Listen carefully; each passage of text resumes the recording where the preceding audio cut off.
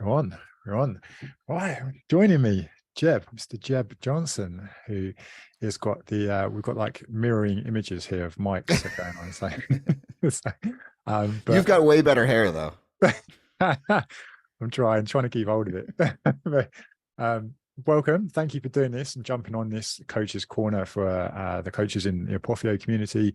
Excited to get to chat to you there and find out about what you do. I was having a look around before, like I said, and saw some stuff that you're a coach, health and wellness. So it's focusing more on like the emotional side of eating. Am I Mhm. right in saying we can dig into that? But also like the writing side that I saw on your Instagram. So doing some cool fitness writing stuff, which would be interesting to touch on. But anything else I should add to that in terms of what you do? No, it's I really kind of that health and wellness coaching that's what I would consider myself as now. As I've been what I would consider a nutrition coach. I've been a personal trainer, but I went and got this national board certification for health and wellness. Particularly just because I wanted a code of ethics and something that I felt was a little bit something that I had to adhere to, and a board certification rather than just like kind of the other certs I've done. I've done a lot of continuing education, but I just wanted something official, and so it just seems to match what I do a little bit better than just saying fitness coach or nutrition coach or something like that. Yeah, definitely. So um probably a good place to start is tell me a little bit about your background. How did you get into all this? I will be the abridged version because this is kind of the running joke amongst everyone. I've got a friend who calls me Nosferatu because it sounds like I've lived like 4,000 years. Um, I grew up in a I guess what you would consider a health conscious household. My mom was a runner, my dad was a cyclist. We grew up, in the '80s, didn't really eat like I always joke I was never allowed to have like mac and cheese, like boxed mac and cheese or everything was like homemade. We had like whole wheat bread, like very so I never really had what people would consider kind of food issues. I was never really overweight or anything like that. And I played sports, but I didn't really like lifting, and I was a musician. So ended up going to music school in Nashville. I was a songwriter. So as a songwriter, became a bartender, ran nightclubs and bars for a little while. Met my wife, and she was like, "Hey, this looks like fun, but you need to get a real job if you want to live with me, and I have to get up and go to work every day." So I ended up becoming a hairdresser. I had done really well in bars and nightclubs. I ran a couple of them and owned part of a bar, and um, in hair, I kind of did the same thing. I worked my way up. I found the right mentors. I ended up being a kind of celebrity and supermodel hairdresser in New York City in Meatpacking District at a place called Michelangelo's Wonderland. Uh, I mean, I've had my work on the cover of everything from Vogue to Women's Wear Daily. I mean, like all the big Purple. I had a whole spread in Purple magazine, which is kind of like the fashion magazine, and worked with tons of celebrities, tons of hair women in both doing their hair and then also in photo shoots.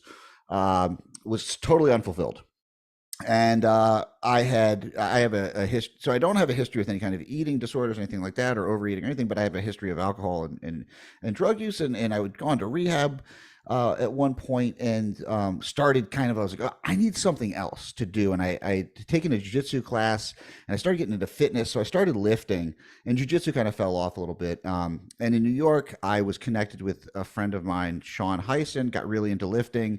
And basically, he was the editor of Muscle and Fitness and Men's Fitness. He's an encyclopedic knowledge of everything, training, history, everything. And I just was a sponge. We trained together. Like he became one of my best friends. And I just fell in love with training. And one day he said, "Why don't you do this for a living?" I was like, "I don't even know how to start." And he's like, "Well, come out with my friend. He's going to be visiting. We're going to go. We're going to go get ice cream sundaes because why wouldn't a bunch of fitness dudes go get ice cream sundaes on a Saturday night?"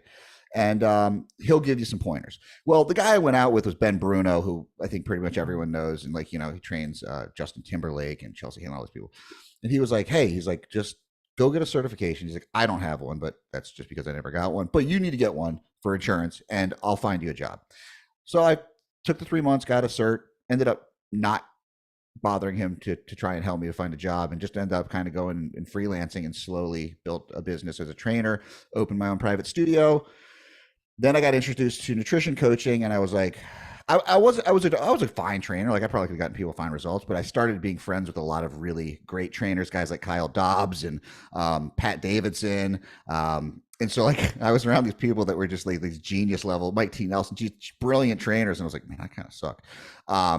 so I got into nutrition as this lever, and it made more sense to me. And then through I was kind of macro coaching, I started to see there was just a lot of issues that I found in people with recidivism. So I was getting a lot of clients that were coming back and they dieted and dieted and dieted. And I started realizing that their issue wasn't with food. It wasn't with cognitive oversight. It wasn't with any of these things. It was emotions. So I started digging into that side. Started working with my mentor, Lisa Lewis, who is a psychologist, clinical psychologist, who's worked a lot with eating disorders, sports psychology, and addiction. And she really helped kind of guide me, along with my mother, who's also a psychologist at Johns Hopkins, who just retired. They kind of helped me to kind of determine my current path, which is focused primarily on mostly women working on emotional eating. So that was the short version. Man. That's incredible.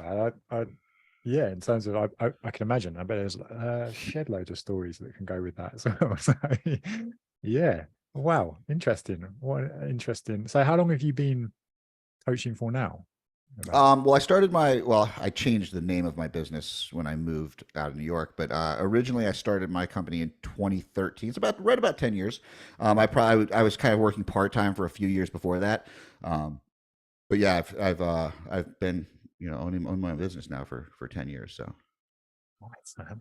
Yeah, really, really interesting to go through that side of stuff. And do you feel that there's a crossover between the different roles that you've played across that time? Oh, absolutely. I mean, as a songwriter, I was also an actor growing up.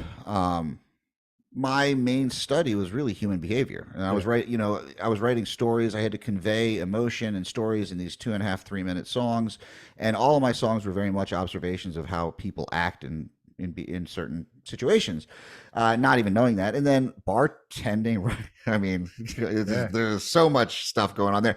And then as a hairstylist, really, I mean, so much of what I did was talking with a lot of women about things that are insecurities. Their hair was in a lot of ways not only a manifestation of who they wanted to be seen as, but also a comfort.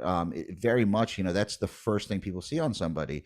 I learned a lot about perception. People come in and say like, "Hey, give me Jennifer Aniston's haircut," and we would just put our thumb over her face and we're like, "Do you want Jennifer Aniston's haircut or do you want her face?" And it was like starting that perception of like, and it's the same things like people, "Oh, I want to be this, I want this body," and it's like, you want that body or you want that life? Like, do you think that this shape or this size is going to convey happiness? Okay, well, like we might want to reframe that. Yeah, because I was just thinking then there must be so much transferable to the skills that you build through that anyway, and how you communicate that. And like you mentioned, you very quickly saw that this is emotionally driven, so I need to start looking at that side of it. So how have you seen things develop since you started?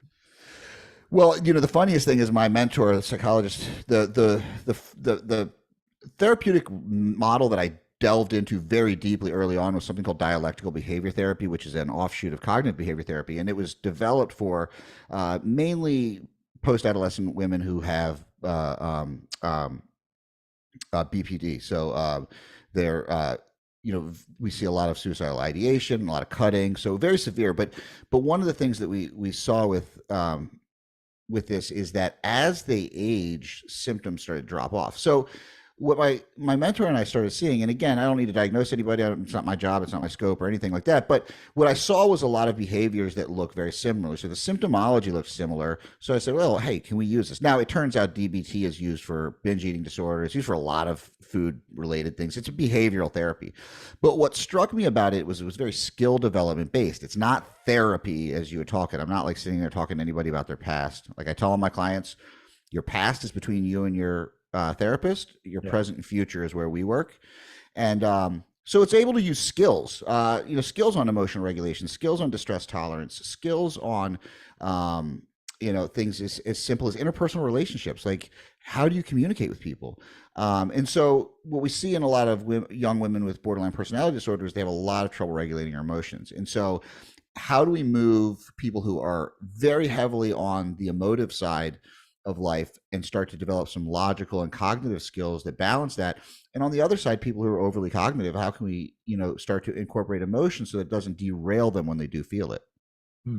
Yeah, really, really in depth that, but also interesting to see how you set that apart from like you say, the skills that you develop and how you coach that. And my mentor said, she's like, you know, it's really interesting. You've chosen to work with, like, even clinical psychologists, the people that they avoid uh, most because of the difficulty is BPD. It's very hard to work with. So even if these women don't have BPD, they're exhibiting very similar symptomology. It's a very difficult population, and probably one that most people would shy away from because the success rate, or what you want to call it, if you want before and afters, which I don't actually use, but if you do, not a great place to go because we're working very much on internal changes, and it's hard. It's hard, and it takes a lot of work. It's not a 3 month program. It's not a 6 month program. It's, you know, a Yeah. year. Like my clients who are really seeing great changes emotionally, it's, you know, it's 2 years in. Yeah, definitely. So how, and I'm interested, I know that a lot of other people will want to know how do you go about the processes of coaching that in terms of like the day-to-day, week-to-week processes you use. It's not a great entrepreneurial model. So I'll just say that first and foremost, it's probably time consuming to an extent, but it's fulfilling for me. So it's fine. But so I have a very simple process that I start off with very early on is, you know, I have a sign up or an application on my website that's a real quick application. So it goes right into Apotheo, which obviously we're going to talk about. It goes right into my Apotheo. I pull up the application. I set up a call, a 15-minute consultation call to make sure we're right. And as long as we're in the right places, then the next step I do is I send them a strength finder test it's called viacharacter.com. It's a very simple kind of 10-minute thing, but it helps tell their strengths. And then when we get on, we have an initial phone call. It's about an hour long. And I talk to them about their strengths. I ask them how they're able to apply them in, I say, first, in your career. Second, I'll say, how do you apply this in relationships with others? And then third, how do you apply these in relationship with self? And generally speaking, I have very high performing women as clients. They do really great in 1 and 2. They don't apply a lot of these things to themselves. Part of this is a practice to kind of see what's appropriate. So if someone hits all 3 and they're like totally congruent with all these things in all their life, we can throw some macros at them probably. Like they're going to be fine. It's not work. If I start to sense that maybe there's some disordered eating patterns, like, okay, we're going to start a little bit differently. And then the next thing we go to is what I have that's labeled the VBA, a values-based action plan. And what that is it's real simple. I want someone to identify their overarching value, what they really value in life, you know, whether it's balance or family, or it could be money. Like there's no judgment. And under that, we'll set a few goals. Those goals need to be aligned with that value. And then under each goal, we set a few action steps. These would be the daily habits. And then we incorporate that real quickly in Apotheo. In that first meeting, I set a couple of habits that they want to work on immediately. And that's how we start the process. And then what that does is we talk in behavioral therapy, there's a lot of, you know, self-determination theory is the preeminent theory on motivation. And there's 3 things required, which is autonomy, competency, and relatedness or community. So this developing of their own plan hammers autonomy right off the bat. And that is probably the largest driver of motivation, you know, probably overall. But then these small habits that they complete start to hit that competency standpoint. And then, you know, our relationship is part of the relatedness. And then I have an emotional eating group specifically for women that they come and we meet once a week and they have a conversation amongst themselves, me obviously kind of guiding it. I also have a group Q&A where I do a short lesson on some kind of thing once a week. So they can also feel a relatedness within the community of people that are struggling with some of the same things they might. Nice. Yeah. I like that approach. Like you say, yeah, it's very, not necessarily that thing that you could just scale to the moon, but you could, it's completely individualized, which is, I think, when we're talking about health, wellness, talking about things like motivation, emotional, anything, everything's contextual. And I also meet with all of my clients biweekly on a video call because I find that very fulfilling. But I learn more in 15 to 30-minute call with somebody than I can through 3 months of text messaging personally or email messaging. So it is very contextual. It's very one-to-one, and it's very client-driven. Again, they set their own plan. There's not, I mean, people are like, so what should I do? And I'm like, I don't know. What would you like to do? Let's, you know, and which can be annoying for them, but there's a couple things they learn. That the one that I don't mind sitting in silence, which I know that belies this conversation because I've been, but the other that that I am not going to ever tell you what to do. Yeah, I like that. But again, it's like you mentioned before, you're ticking those boxes in terms of especially the autonomy side of things, but also the coaching at its purest form, where we are just the coach is there to guide. Like the goals are set by the client in front of us, and they should come up with that. And you're here to just navigate that with them. But yeah, I like that. So in terms of Apotheo, I know you touched on it there, habits wise, but how do you? Anything else you use it for? How do you incorporate that into your coaching? I mean, I joke with Adam. I'm like, it's not cheap, but I don't think I could live without it. I am not super organized. Like, I'm never the guy that's going to have a great spreadsheet. I mean, you can ask Adam. I email him constantly. I'm like, hey, I don't know how to work this thing. So it's like a personal assistant. So like, even regardless of how far I were to personally scale my business, and I should also note that I am the other company that I have. We have our own app. It's a coaching app, but it's directed at exercise. I use that for my exercise and training stuff. But we haven't like we can't in our own app, like it doesn't do as much of the functionality for the kind of coaching I do, and especially for the administrative side. So I pay for an app that I also own my own app that I could be using. So I don't know if there's a better real testimonial than that, but it's really the organization. I mean, the fact that I can sign somebody up, I know that their money stuff is all taken care of. I don't have to worry about that. They're on automatic, renewal. I know when their birthday is. It sends out a reminder email. I know I have all of their stuff in one place. Again, I love the habits. There's constantly like an attempt. There's always like, and one of the coolest things, honestly, like who knows if I would still be using Apotheo, but the fact that it's like, if you hear me talking about Apotheo, I keep saying Adam. Like, the fact that the guy that made this is who I talk to about it, like, I don't know. And I can't say that he's always gonna be like that, right? Like, it might grow just to the point where he can't do that. And I expect that, but it's amazing to be like, to have that. It's like anything else. Like, I support small business, and like, so when I have that connection, like, I feel way better. Like, if I had the same app for half the price, but it was going to Google, I wouldn't do it. Like, it would just be, I don't know. There's a personal aspect to the whole thing that feels really good. Yeah, I get that. It's the one constant that's come up through all of these interviews. Has it? Yeah. Like, everyone's like, oh yeah, I just email Adam and he seems to sort it out. Well, and it's interesting because if you look at like most of the people, I don't know everyone that you've had on here so far, but like, Amelia is like one of my favorite people in the world. Derek and I have been good friends for a long time. Sohi, I've recently become friends with Sohi. I've kind of met her before in the past, and we have a lot of the same acquaintances, but we've been talking a lot more recently, and she's amazing. And obviously she's, the big part of, so it's like very similar people. And so like, I trust all them. So when they were all using it, I was like, oh, okay, yeah, like this is good. Yeah. I think it does attract maybe a certain type of, I don't know, you want to put people in boxes, but like we do see these commonalities between like the coaches who do use Apotheo compared to maybe other platforms. So Yeah. yeah, really interesting. So have you always used Apotheo? No, when I first, so I used to work, Derek Stanley and I worked together at Stronger You. And so we had an app there. And when I left there, I tried out a bunch of different things. A lot of them were kind of like self-direct. And again, I'm not techie. And then I was like, Apotheo. I was like, okay, well, maybe let's try it. I'm going to try it. And I started trying it. And I was like, oh, let's see. And then I started realizing, I mean, like literally, it's just like, it simplified my life. So I know this is so corny and it sounds like what everyone says, but it's like, it let me just coach. And I don't like, I tried to kind of start a business where I was going to hire some other coaches. It's just, I don't want that. Like, it's just not for me. Like, I have another business where we have coaches, but I don't have to, like, I'm not in it. I really love coaching. If it was up to me and I never had to do another Instagram post or never market another thing or never make content, I'd love that. And just talk. I would just want to talk to people all day. Like, it's what I love.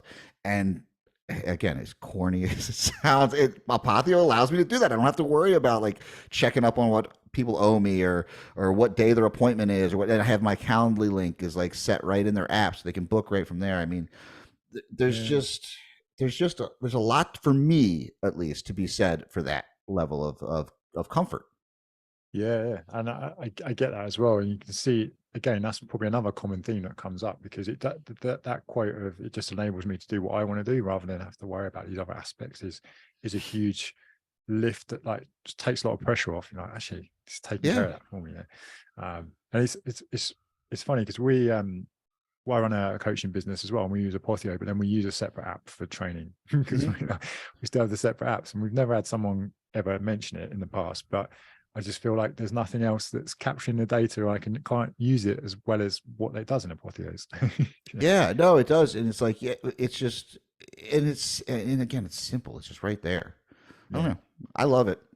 And then in terms of how it's helped you develop and grow, is there any kind of aspirations for where you want this side of your business to go to, or plans? Yeah. So I'm currently developing a bit of a lower cost program, more of a group program that's not as one-to-one. And so one of the things that I have really been struggling with is creating a course. Now I do have like a mini course for my emotional eating people that is within Apotheo, and it just drips out.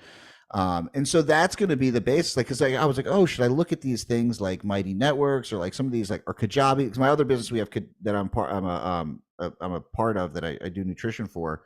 My friends, you might know Compound Performance. I run nutrition for them with my good friend Dean Guido, and we use Kajabi for all of our stuff over there.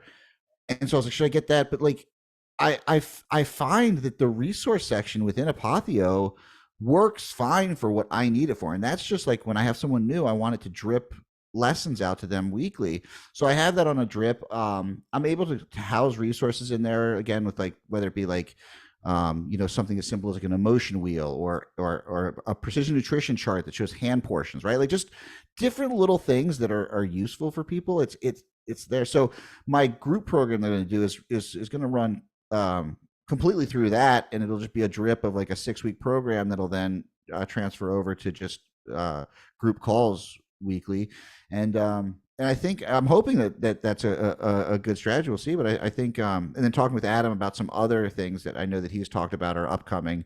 I don't know how public it is, so I won't blast it out here, but there's some very exciting things that he's talked about that I am really looking forward to incorporating with my clients, because I think you've noted in past episodes of this, is that there seems to be much of a shift away from just macros, which is all we all did when Apotheo started, and it's more into this. And the people that are using Apotheo tend to be those same people that are using these alternative tools to macros. So Adam's been really awesome about like taking feedback and coming up with some good ideas that I think are going to be super helpful in this, like we like to call it the messy middle. Yeah, definitely. That's another really great point, because that feedback is taken on board, and it's always where possible actioned. So it'd be like, oh, always asking for feedback. Anything you want us to do, what do you want us to look at next? And then it's like, oh, cool, we've done this update and we've added this bit to it because you asked us to do it. So some of those things that he's mentioned, the ones that probably are that would kind of fall out of the resources section that you're already drip feeding, is maybe, I think they're looking at how they can change that into something that could be more like a learning pathway that could be drip fed out. That would be incredible, because like you say, the coaches who are using this now are doing more stuff like that, which would be good. And on a call, I was chatting to a coach called Roger Sutherland, who does works with shift workers. Yeah, I saw the clips of that on Instagram. Looked good. Yeah, he was mentioning the same with macros, saying that he thought maybe I was going to not need Apotheo because I wasn't using that as much anymore. But actually, turns out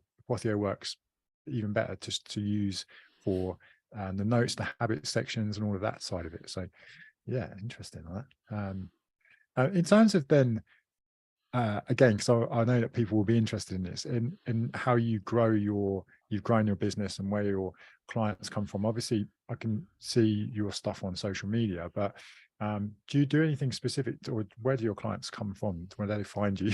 I'm terrible. I'm 45 years old. I'm like the tail end of Gen X. I'm very much like an authenticity. Like I'm a musician. Like to me, there's no worse thing in the world than like selling out or whatever. So like marketing and advertising are hard for me. But I feel like I can be pretty authentic on social media. I actually, the way I built my initial run when I left the company I was with was I had spent a year. I told myself, it just so happened it was I was working on my new model in uh, over the second half of 2019. I was kind of developing this model for emotional eating, and so I said, starting in 2020, for 365 days, I'm going to make a blog post every day, and I'm going to send it out in an email. So I did that, and built an email list, small but very engaging. And then after that, I continued to recycle some of those blog posts, and so I continue. So now I send 4 emails a week, very short, modeled after Seth Godin's Yeah. emails. Which, if you ever seen, read them, they're Yeah. 250 words, really short but good stuff. Someone can wake up at 6 a.m., read this email, and cool on with my day. And that was my main impetus for that, and that ended up shifting into, obviously, then I started doing social media posts more like that. I post to Instagram every day. Most of my clientele really is word of mouth. I also have very low turnover, so I pretty much stay. Now I leave. I could take on more clients, but I leave enough room so that I have time for education, for working. I'm writing a book with Mike T. Nelson and Dean Guido right now, and so that takes time. And then I want enough time to develop this other program that I'm working on. So making sure that I have those things in place. Luckily, I just broke my leg on Saturday at jiu-jitsu, so I have some extra free time now that leg days used to take up or is now gone. So but yeah, so like I've just kind of always I opened up my books once I left that company, and I was I was pretty much full within like 10 to 12 days, and it's just stayed that way. I've been pretty fortunate. Part of it is I think I do something that's just a little bit different, and I just have had a really good word of mouth clientele. And there's other coaches that I know that I'm friends with that work maybe kind of more in the strict. I also work a little bit in sports performance. I don't talk about it. Those people kind of find me through various networks. But yeah, for the most part, it's just been word of mouth. And the big thing is like if you don't lose clients, you have to work a lot less at getting new ones. Yeah, great point. Like more people should focus on the clients that they have, and then making sure they're happy, because they're going to know other people anyway. But also, like you say, people aren't leaving, you haven't got that pressure. But yeah, the social media was interesting. I was looking through the content before the call and just going through, and you're right, it is different in a really refreshing way to have a different way of positioning on certain topics, and I think that comes across in the content that you put out there. So if people are listening to this, I would definitely go and have a look at it. The way that you write, the way that you use examples and stories in there, I think was really clever. So I really Thank you. it. It's a lot of times social media feels like it was like banging my head against a wall. It's like Yeah, but also I think that comes across sometimes. It's quite funny. yeah. Oh, I'm very honest about my like love-hate relationship with the whole thing. And like, I know exactly what I could do to build a big following. I am just completely unwilling to do it. And so I'm not upset about it. I think it's brilliant. Yeah. But also the mix of, there's a lot of the things that you enjoy doing in there as well. And I think that's important, because that's what we're doing. We work with people, and we can't show who we are as a person. How do we expect to connect with them? So yeah, it's pretty weird to see like tattooed, bald, bearded guy that like listens to punk rock that works with middle-aged women on emotional eating. not at all. No. Yeah, it's great. And then I was going to ask you about because you mentioned, I think, a moment ago as well, but like you do the blog post you did, but do you do writing for like Muscle and Fitness and some other places? So that actually is my entry point into the industry. So I used to train with Sean Heisen. What I did initially was I was at the Fitness Tech at Men's Fitness. Prior to me, Brian Cron had done it when he was in New York, and he moved back to Canada. So I kind of took over that spot. And what that job is basically back when magazines were real magazines and we had budgets, we would go and do photo shoots.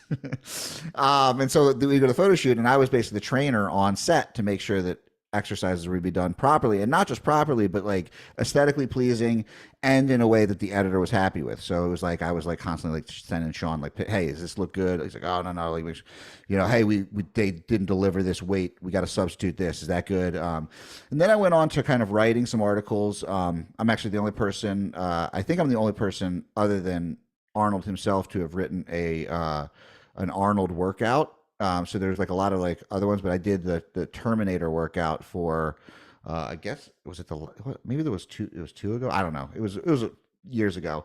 But yeah, I've written some of those, a lot of, I mean, just I kind of lost track of how many men's fitness and muscle and fitness articles I had, but it was really cool because when I first was getting into training, I was much older, I was in my 30s, and you know, I was introduced to it through guys like Jay Ferrugia and Jim Smith, Smitty, Diesel Crew, guys like Steve Pulcinella, Murph out of TPS in Boston. I'm trying to think of who else. Obviously DeFranco, and guys like Adam Bornstein and Ben Bruno. And so these people were all people that were in the magazine, and that's how I knew them, because that's where a lot of them started working. And so when I got to start writing for it, it was cool because, you know, I got to say to them like, hey man, you guys got me into this, like, thanks. Like, and this, and now we have articles like next to each other. It's really cool. Yeah. But yeah, I don't really do it anymore because honestly, I write for myself, and secretly, I think in the 100+ articles I wrote for all those magazines, I think I got one client out of it. So from a financial standpoint, and they really don't pay well anymore. Like the publishing industry has lost a lot. So it's more for prestige, and if you like to do it, cool. But I like writing. I don't like, I was like with those kind of articles, a lot of times like, hey, we need a novel movement with a med ball. And I'm like, slam. They're like, no, we don't have that. And I'm like, I don't know, guys. Yeah, I can imagine it being a bit trying after a while. Yeah, just thinking. Yeah, interesting nevertheless to get into it through that way. And then in terms of then like things that you mentioned that you're developing a few different aspects and wanting to build that way. Have you got any